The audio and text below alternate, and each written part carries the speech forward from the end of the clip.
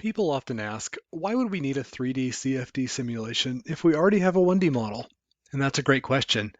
Both can give us data like pressure drops and flow rates. However, the 1D model makes simplifying assumptions about geometry, which a 3D model does not.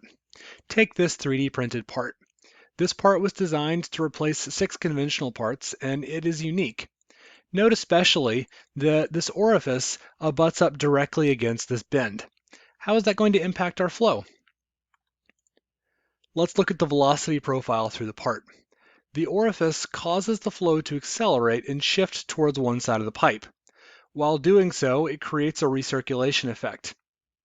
If this is going towards a filter, for instance, this downstream behavior is going to significantly impact the filter lifespan. Next, let's look at the streamlines. If I animate them, we can see that there's a dead zone down here in the corner of the elbow. This could be a spot that harbors potential pathogens, allowing contamination to spread. By seeing these details in 3 dimensions, we can spend a little more compute cost to get a much deeper understanding of our flow behavior.